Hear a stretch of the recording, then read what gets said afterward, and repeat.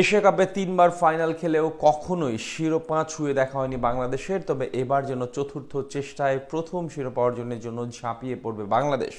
বড় পরিসরের টুর্নামেন্টে এবার টাইগারদের স্বপ্নটাও বেশ বড়। যদি দুয়ে দুয়ে মিলে যায় 4, সঠিক দান ফেলতে পারে বাংলাদেশ, তবে অবিশ্বাস্য কিছু নয়। বিশেষ করে দুটি বিষয় বাংলাদেশকে করে তুলেছে আরও বেশি আশাবাদী।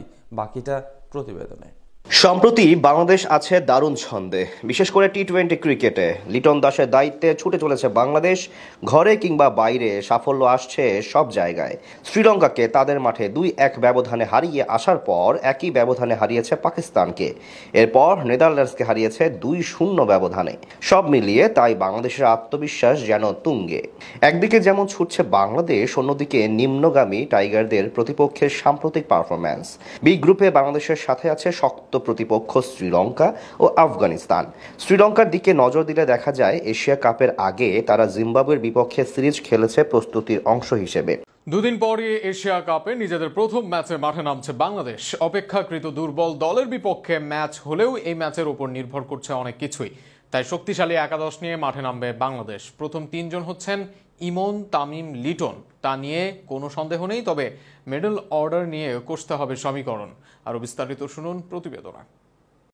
দুদিন পরে এশিয়া কাপের প্রথম ম্যাচে মাঠে নামছে বাংলাদেশ। যদিও অপেক্ষাকৃত দুর্বল দলের বিপক্ষে আসর শুরু করবে টাইগাররা, তবে এই ম্যাচ দিয়েই নিজেদের আত্মবিশ্বাস বাড়িয়ে নিতে চায় লিটনরা। পাশাপাশি ভালো রান রেট বাড়িয়ে নিতে না পারলে পরবর্তীতে বিপদে পড়তে পারে বাংলাদেশ। তাই নিজেদের সেরা একাদশ নিয়েই হংকংয়ের বিপক্ষে মাঠে নামতে হবে বাংলাদেশকে। সেক্ষেত্রে এই ম্যাচে দলের 3 পেসার হবেন মুস্তাফিজুর রহমান, তাসকিন আহমেদ ও তানজিম সাকিব। এই মুহূর্তে দলের বোলিংয়ে মূল ভরসাই এই 3 পেসার। ইনজুরি কাটিয়ে ছন্দে আছেন তাসকিন, আর দলের সবচেয়ে অভিজ্ঞ বোলার মুস্তাফিজুর আছেন ছন্দে। এছাড়া বলে ব্যাটে ভালো সময় কাটাচ্ছেন তানজিম সাকিব।